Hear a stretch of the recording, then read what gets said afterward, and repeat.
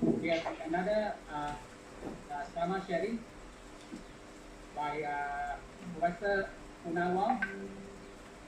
He's a professor in medicine in Monash University, Johor Bahru.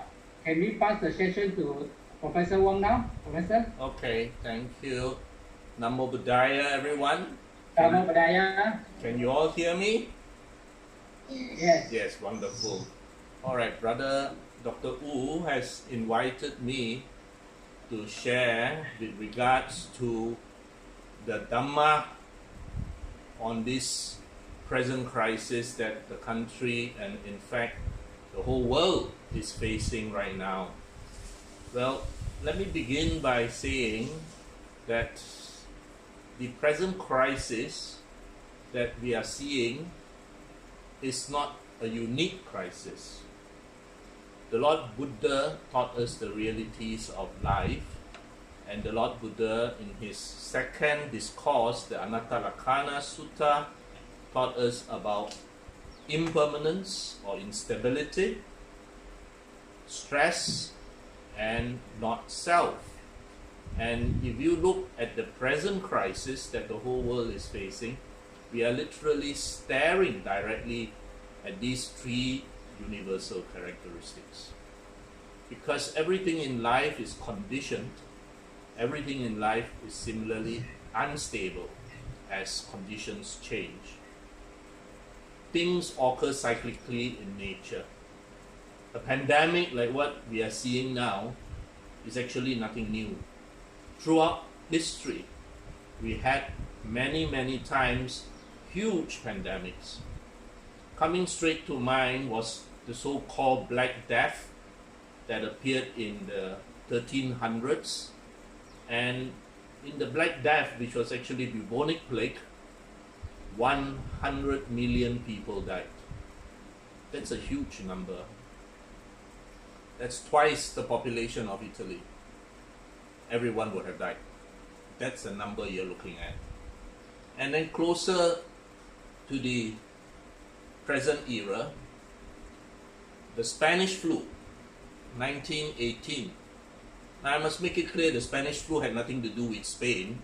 Spain was just the first country that reported it, while the other countries kept quiet, and then they were unfairly labeled as the Spanish flu.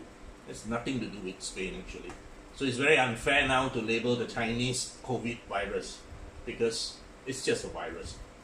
And then the Spanish flu was in 1918, and that was right at the end of the Second World War.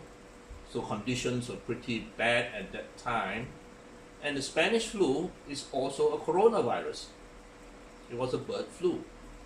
And it is estimated about 40 million people died in the Spanish flu. So, can pandemics be stopped? Can pandemics be halted? If we again look closer to our present time, the Manchurian bubonic plague was in 1910. And back then in 1910, in the decline of the Qing Empire in China, they had no clue why everybody was dying in Manchuria. And it was a Malayan doctor by the name of William Tay, who went to China from Malaya, sent to Manchuria, and managed to first diagnose that this is actually bubonic plague, and second and third, he did things which were unthinkable in Chinese culture. First, Dr. William Tay quarantined the whole of Manchuria. No one could leave, no one could enter. That effectively stopped the disease from spreading to the rest of China, which would have killed literally millions and millions of people. Secondly, he petitioned the emperor to do the autopsies, which was also unthinkable in China at that time, but he did the autopsies and he confirmed that this is bubonic plague. And thirdly, again doing something unthinkable, he ordered immediate cremation. Please remember in 1910 there was no treatment. So everybody who died was immediately cremated. And in doing so, the great Dr. William Tay actually stopped the bubonic plague. He went on to start many medical schools in China, the Chinese Medical Association, and he became literally the father of modern medicine in China. At the end of the Second World War, Dr. William P. came back to Malaya, where he worked as a GP in Ipoh and finally died in Penang. So this is nothing new. What we are seeing now is part of the cycle or circle of life. It is part of the impermanence that the Buddha taught us. It is part of the instability of life that all conditioned phenomena will inevitably face. And because it is unstable, it will give rise to stress, like what every one of us is going through, suffering, like all of the country is going through. And it illustrates a very basic principle that the Buddha taught for 45 years, not self. We cannot control such things because we can't control our body and tell it, do not get infected by the COVID virus. You can't. Your body will just follow nature. So we cannot even control our own body and say, do not fall sick. So it illustrates the three universal characteristics that the Buddha taught us that is part of the nature of life. Impermanence, anicca, dukkha, stress, and not self, anatta. So right now we come to the next thing. We are in the middle, or maybe we are actually only at the beginning in our country of this terrible infection. And so what is this infection in a way teaching us? I'm going to show you what's on my screen. Can you see my screen? Yes, I think you can see my screen, right? So this is one of the very fundamental teachings that any one of us now with eyes can see. That is, we are looking at all conditioned things are impermanent. All conditioned things, because they come together by various causes, they are impermanent. And if we can see this with wisdom, the Buddha said, you can turn away from your suffering. We want things to be permanent. We want things to be like what it is. We want it to be like we want it to be. That means we want it to be stable, we don't want to fall sick, we don't want this, we don't want the economy to be bad. But the reality of life is that all things which are conditioned are impermanent. It is not what you and I want, it is what reality is. And so we have to adapt ourselves to this reality. And in this time and in this point in time, we adapt to this reality by making sure we remain healthy, obsessively cleaning our hands and not touching our faces. The Buddha taught us that yes, your body can be sick. Alright? And almost everybody will look at sickness as suffering. But the enlightened being will look at sickness as just sickness. Sickness is the sickness of the body. The mind need not be sick. That means even though the body is sick, the mind can remain at peace. And the Buddha himself, as he aged, fell sick. Not once, but many a times. And at Vasali, the last retreat, he felt very, very ill. But his mind remained clear, comprehending, and unperturbed. So what the Buddha is teaching us here is that all of us will have arrows being shot at us. One arrow being shot at our body is the arrow of illness, where we will fall sick. But the Buddha said, you need not have the second arrow, which is a shot at your mind. So your body can be sick, but your mind can remain very healthy. Now, the other very important lesson that we are looking at is what the Buddha called Devadutta. We understand Malay, so Pali is relatively easy. Deva is exactly the same word in Malay. Dutta is exactly the same word in Malay. So you have Jalan Dutta in Kuala Lumpur, or if you fall sick overseas, you go to the Malaysian Dutta wherever you are. So a Dutta is like an ambassador, a representative, and Deva, of course, is divine. So the Buddha called these things divine messengers. They are a name for old age, disease, and death. Because all these three, right now disease and death is staring at us in our face, and it is the elderly which have very high mortality, more than 10%. And this reminds us of our realities, that as we grow old, this is inevitable. But why did the Buddha call it a divine messenger? Because most of us look at it and we do not learn a Dhamma lesson. But the Buddha wanted us to learn a Dhamma lesson. Every time you see old age, disease, and death, it is actually a divine messenger telling you a message. It is a divine messenger that tells us of our impermanence, of our instability, of our dukkha, and our not self. And that we should use whatever time we have mindfully and well, and that we should use whatever time we have to the best of our ability, because time is one quantum which is ever diminishing. So did you never see in the world a man or a woman who is being sick, afflicted, and grievously ill, wallowing in their own filth, was lifted up by some people and put down by others? Did it never occur to you that you also are subject to disease, that you also cannot escape it? Similarly for death. So the Buddha said, did you not see the divine messengers? The divine messengers are right now all around us. They are literally everywhere. Alright? And in another sutta, the Buddha used this illustration. Like massive boulders, mountains pressing against the sky, they are moving in on all sides, crushing the four directions. Now most people do not think of a mountain moving. I mean, we will think of a car moving, we will think of many things moving, but we will hardly ever think of a mountain moving. Likewise, most of us look at our health, our youth, and we think that we are going to be always okay. And we are actually surprised when somebody falls sick. Why should we be surprised when someone falls sick?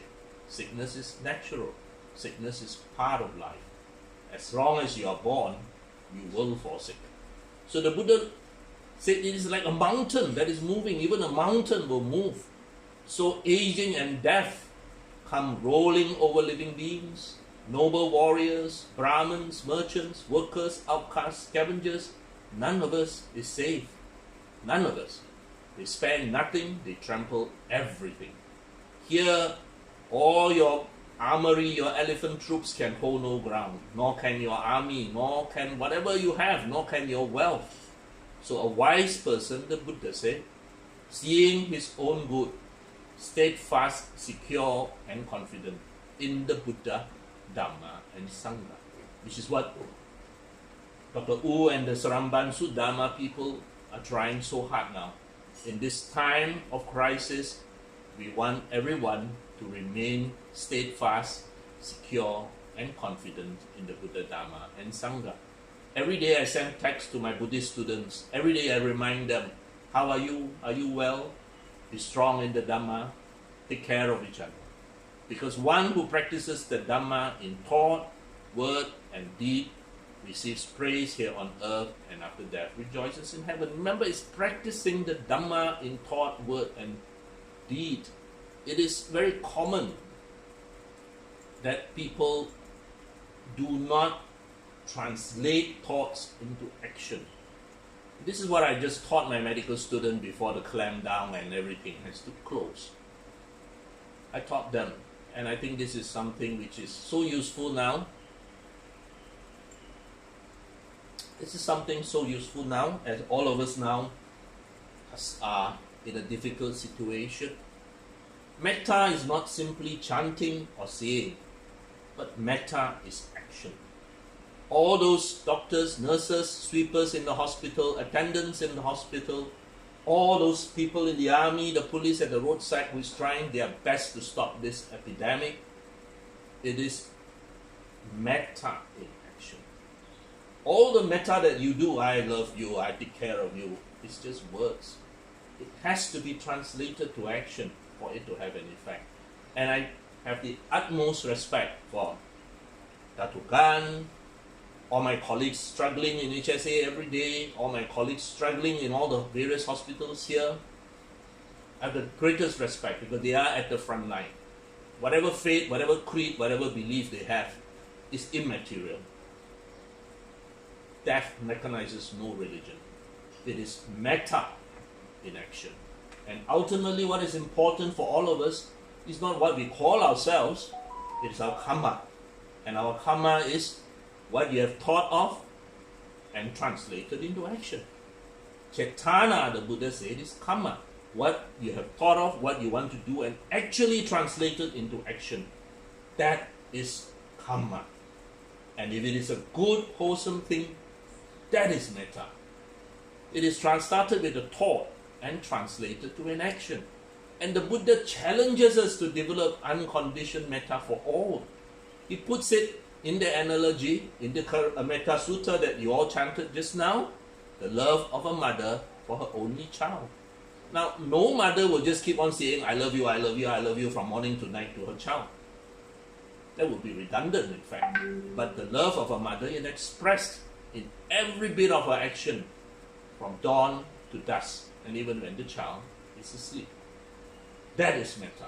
So what can we do now? How can we translate the Buddha's action into these difficult times? Well, of course, you can still chant your Metta Sutta, you can still do metta meditation, that's fine. But I think it is very important that we must all do something positive to help. When I graduated in 1984, one of my professors was Professor Florence Wong. And when I graduated, she told me, she said, you cannot save the whole world. Let's be realistic. There is no way you can save the whole world. But what you can do is you can save a small number of people, a small target, a small cohort. So right now in this crisis, we cannot save Malaysia, the whole world. We cannot save everyone. But you can identify a little bit that you can do, that you can say, this is my contribution to my country, my society, my state, my town, and I will do it because this is metta in action. The Tzu Chi people just washed Sungai Buloh. I was in Sungai Buloh as a medical student. All Malaysian medical students will have been posted to Sungai Buloh at some time. It was previously a leprosarium, a leprosy hospital where people fear to go in. Now they are going to resuscitate it, and it's going to be wards for COVID-19 patients. So it's an old hospital. It's one of the oldest hospitals in our country. And the Tzu Chi people had gone to actually bring pails and everything and clean up certain wards. To me, that is metta in action. That is identifying something that you can do and doing it. I'm not expecting everyone in Dhamma now to pack their bags, go to Sungai Buloh and start mopping the floor and wiping the cupboards and all that. No. But you can do something within Seremban. You can tell Dr. Datuk Gan, I want to sponsor food for the frontliners. Can I buy 20 packets of whatever your favorite food is, and I will pass it to you when you go to the hospital, please give it to them. Oh, that's one little expression. All right. For me, I've identified my medical students. I have many medical students who are stuck in Johor Bahru. They couldn't go home. Some are under quarantine because they were exposed to patients in the hospital that had COVID. So they are now stuck. And I'm sure their parents are worried like crazy. I would be if my child is stuck somewhere under quarantine.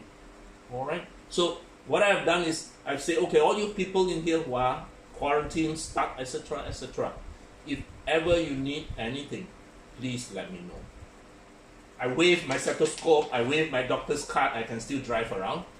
I will send food to you. And there are so many kind people. Immediately when I send that message out to all my students, I have people who actually text me and say, Dr. Wong, I'm transferring money into your bank account because I know you have students who are in need. Use this money. If ever they need anything, even if it is they need money, give it to them. No condition. I don't care whether they are Muslim, Hindu, Buddhist, Christian, whatever. If they are in need, please give it to them. And I have students who have special needs.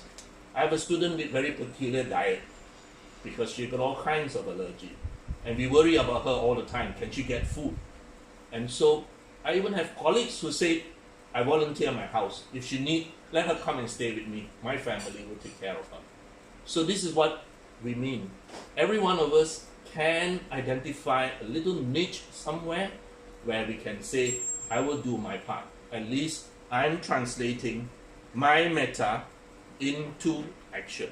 I am doing in my part what I can do. Now, the worst is to be ignorant. Ignorance is really horrible. You see people still going out. For me, I get very geram when I see people going out because I say, please, you might be young. Yeah, you probably have nothing much happen, but you can bring that disease back home to your senior members, and we don't want that. I live in a condominium. I still see children running around playing, riding bicycle, and I get upset and I say, please, don't do that. We want social distancing. It's like what Datuk Gan said earlier. If everybody is to say, okay, I'm only cycle around, and I've got 200 units in this condo, half of them cycle around, you have 100 people cycling around. Well, what's going to happen? So ignorance is bad. And the Buddha actually said that ignorance is really the beginning of much of our troubles. And here in the Buddha Dhamma, ignorance means you do not realize cause and effect. The Buddha taught something very scientific 2,600 years ago. He said everything is cause and effect. It took modern science, the 16th, 17th century before that was realized. But the Buddha 2,600 years ago said everything is cause and effect. Now there is this virus, is the cause, and the effect is this. So you want to change it, you've got to create the cause for change. And many people also do not realize the three universal characteristics that I spent time discussing just now. Stability. People think it will not affect me. They think I am healthy. They think I am young. They don't realize anicca. They don't realize not self. Honestly, you can't even control your mind in meditation if you just try, let alone your body. So due to ignorance, we do all kinds of crazy things. And as a consequence, you face dukkha, unhappiness. Alright? So our Buddhist teachings first is cultivate wisdom, lessen ignorance. And so I'm so happy when Dr. Wu said, okay, I'll share on Covid-19. Well, at least, okay, I know now at least 60 people in Seremban. Dr. Wu, Indonesia as well. You got one Indonesian participant. And my students in JB who are locked online. At least they are a little bit less ignorant now with regards to Covid-19. And this sharing via the internet is of course something new, but it is something we have to adapt. There's a cause, now we have to have an effect. Now I'm going to go on and tell you something that the Buddha taught. It may not be the best publicity. In fact, I always say this is very bad publicity, but it's the truth. And the Buddha had always given us the truth.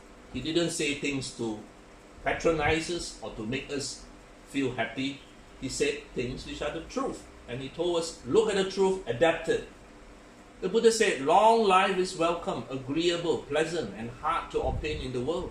So is beauty, so is happiness, so is status, so is a rebirth in a heaven. Everybody wants that. Everybody goes to whatever temple, church, mosque, etc. and pray and pray and pray for long life, beauty, happiness, status, and rebirth. Everybody, Buddhists included.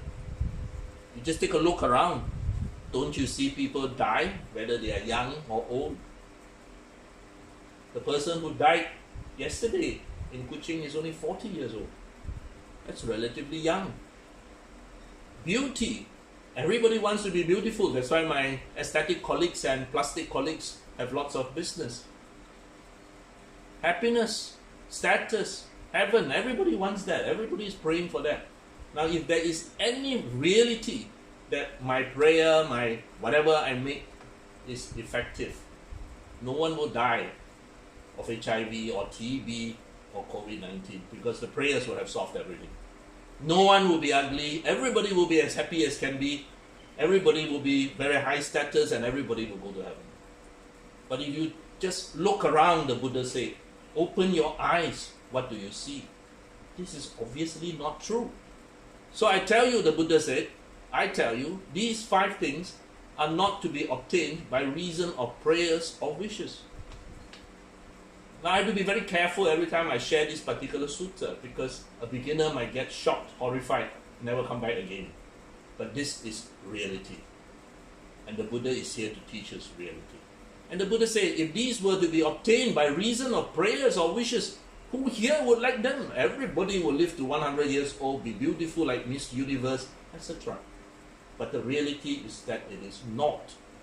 So you and I know that this is not true.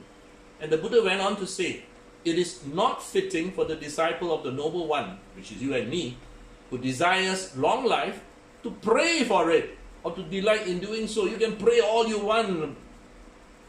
You're still going to grow old, you know. Alright?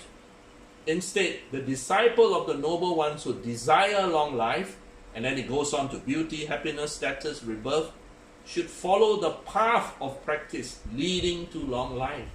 So now if you don't want to die in this COVID-19 crisis, if you want to live a long life, then please follow the path of practice. Stay at home. No social contact, or if there is, 1.5 meters. Wash your hands. Don't touch men. Mouth, eyes, nose. Mask up if you have to go out. You want to go past this? Create the causes for it. Okay? In doing so, the Buddha said, you will attain long life. So if you wear your protective equipment, you wash your hands, you do all that is necessarily, as Dr. Gunn said earlier, yeah, you will probably survive. But if you be so foolish as to go out and mix with a big group of people and say, God will protect me, I will pray, then I'll say, you have lots of ignorance. So the Buddha made it very clear to us, such things. Alright, these are all very clear to us. Now I want to go on to the next, which is with regards to the medical people. As I said, my great respects to all the medical people in the front line. And as time passes, it is inevitable that the front line will fall sick and some will die. The cause is that. So that is a reality which we will also have to accept. So the Buddha in a discourse actually taught who the people who are practicing medicine what you must do. And the Buddha in another discourse even told, if you are a patient, what must you do? And one of the things the Buddha said, if you are a patient, you must help the doctor by doing whatever you can and saying whatever information you can. So hiding information from the doctor is something very bad. But for the people who are in the medical line, who have sworn to the Hippocratic Oath and now to the Buddhist Physician Oath, the Buddhist Physician Oath is basically just based on one sutta of the Buddha, in which he told about the duty of a health giver, caregiver. And the Buddha said health is the greatest gain. It's not your money, it's not your status, it's not your beauty, it's your health. The moment you and I fall sick, all the rest immediately diminishes in whatever position you put them in. And the Buddha went on to say, he who ministered to me should minister to the sick. So Dr. Gan and his medical team, the people in accident and emergency, all my colleagues in general practice, they are actually the frontliners. And my university group, we still keep close contact in our big WhatsApp chat. And it is so sad when I read that so many of them who are frontliners have no access to something so simple as a mask. They cannot buy it anymore. That is very sad. They are ministering to the ill. They are doing a great service, the Buddha said. It is the same as ministering to the Buddha. If I tell you so and so venerable is an arahant and he's coming to Sudama, the people queuing up to offer food, robes, whatever, I tell you, will stretch from Sudama main center to the youth center and beyond. Because everybody wants to serve him. And the Buddha said, if you want to serve me, the Buddha, it's very simple, minister to the sick. So Datuk Gan, please tell your team they're doing a fantastic work. And the Buddha said that if you have this thought in mind, then you will say, yeah, health is a great gain. We all realize it now. And I would minister to the Buddha. Therefore, I would use my skill to promote health and minister to the sick with care, kindness, and compassion. And this is actually taught directly from the mouth of the Buddha. He said, I will be able to prepare medicines. I will know what medicines is suitable, what is not suitable. I will not give the the unsuitable, but only the suitable. So all that false, rubbish news about taking this herb, that herb, curry and tuna meat, please, there's no evidence at all. And no doctor will give the unsuitable, including warm water. I will minister to the sick with a mind of love, not out of desire for gain. I will remain unmoved when I have to deal with stool, urine, vomit, and spittle. And just now, Dr. Gan was talking, you want to take a nasal or pharyngeal swab, it's not so easy. We literally have to wear like a astronaut because the man is going to cough, vomit, etc. on us, but yet we'll have to take it as part of our duty. And very important, from time to time, I will be able to instruct, inspire, enthuse, and cheer the sick with the Dhamma. That means the Buddha said, not only must you provide physical support, you have to provide psychological or spiritual support.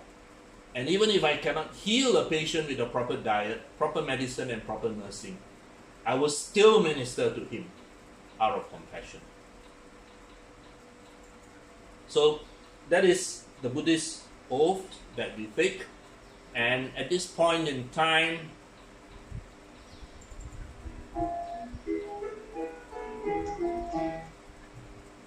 okay, the Buddha called this the 5 protective meditations.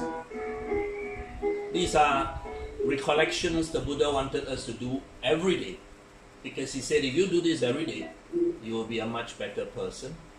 And these 5 daily recollections, 1, the Buddha said, I am of the nature to grow old. I cannot avoid aging.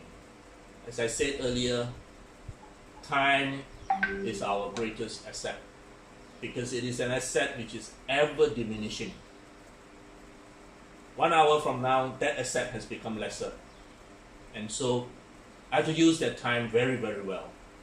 And the Buddha said, I'm of the nature to become ill or injured. I cannot avoid illness or injury. Do not be surprised when you fall sick. So I remember that people always will come and say, oh, doctor, why am I sick? Oh, why am I not well? But the simple reality is, why not? Why can't you fall sick? Why are you going to despair? Every one of us can fall sick. This is not self. I am of the nature to die. I cannot avoid death. That's impermanence. All that is mine, dear and delightful, will vanish and change. I am the owner of my actions. Any thoughts, words, or deeds I do, good or evil, that I will inherit. And I shared this many, many times with my students and with fellow Dhamma family in Metta Lodge and outside. If someone is to stop you at the roadside and ask you, brother, who is your creator? You can very, very confidently answer, because the Buddha actually taught you. You can tell him straight in the face, confidently, brother, my creator is my karma. The Buddha said, you are born of your karma. You are created by your karma. Whatever deeds we do will make us. So at every moment we are creating our future. The next moment, the next you, the next me is created by what we are doing. And the Buddha said, if you recollect these 5 things all the time, every day a few times, your life will be better, because you will live more meaningfully, You will quarrel less. You can't be bothered whether someone says only my lineage is correct, their lineage is wrong, only my religion is correct, everybody else is wrong. Truth is truth. There is no patent right on truth. Alright? So, now, I want to end by reminding us of the first noble truth. There is lots of happiness in life. Lots of it. But there is also suffering. There's also unhappiness. And the Buddha in the first noble truth told us that there is unhappiness, suffering, stress in life. Please note, the Buddha did not say life is suffering. The Buddha said life has suffering. A lot of people go around with the great misconception that the Buddha said life is suffering. No, there's lots of happiness in life. And in fact, the Buddha said it is this sensual gratification which distracts people. People are not interested in the Dhamma because they are so distracted by all the sensual gratifications that is around. So, people get distracted from the path of practice. But the Buddha said there is a lot of suffering in life as well. And he in fact defined what is this suffering into categories. And what is the noble truth of suffering? Birth is suffering, aging is suffering, sickness is suffering, death is suffering. And this is so much in our culture that in Chinese we say 生老病死. Part of our language, but we don't even realize that this part of our language actually is from the Buddha's teachings. Okay, this is suffering. Association with the things which you dislike is suffering. Separation from the things which you like is suffering. This is obvious. Not to get what you want is suffering. And in short, the 5 aggregates which are the objects of grasping, whatever you grasp onto, hold on and refuse to let go, there will be a cause for suffering because it is impossible to do that. All things change, and as they change, you are going to suffer if you grasp onto it and not allow it to change. Now, we are all familiar with a nursery rhyme. Every one of us had learned the nursery rhyme and sang it when we were children. And we all sang Ring a Ring of Roses, Pocket Full of Roses, Hasha Hasha, all for that. I'm sure everyone in this group is familiar with that nursery rhyme. Just like when I said 生老病死 is in the Chinese language, within our Chinese consciousness, many people do not realize that simple nursery rhyme, Ring a Ring of Roses, that nursery rhyme actually came from the Black Death.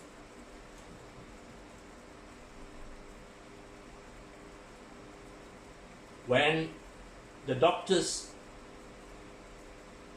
of that era went round seeing, the stench of death was so great they had to stuff flowers and whatever orange peel into their mask because that stench was so great. As a child, you play Ring a Ring of Roses, you hold hand and you turn round and round. Alright? And then you say, Hasha, Hasha. The Hasha, Hasha is sneezing. You've caught the illness. And you're dead.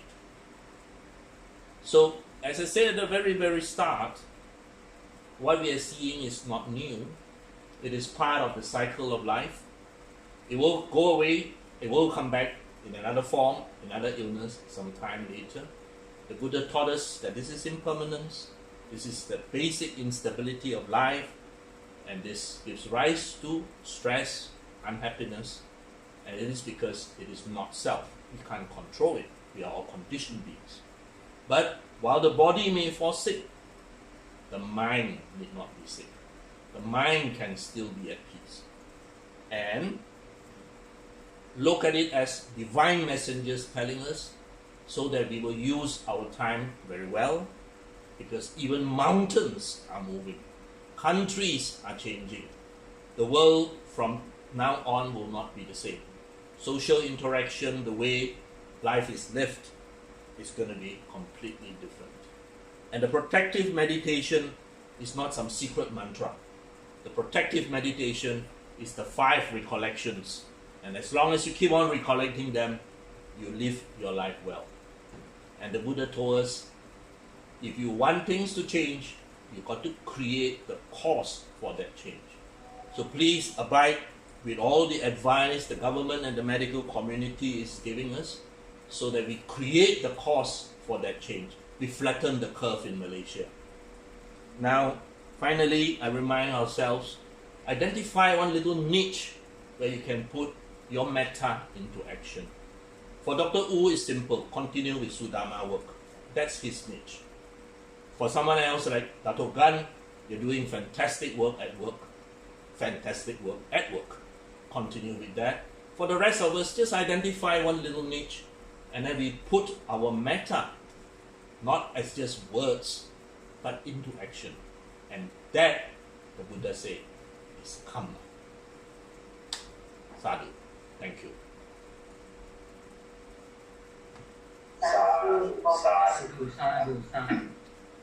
I think we would like to thank those people who helped to make this morning sessions of online sharings of the Dhamma.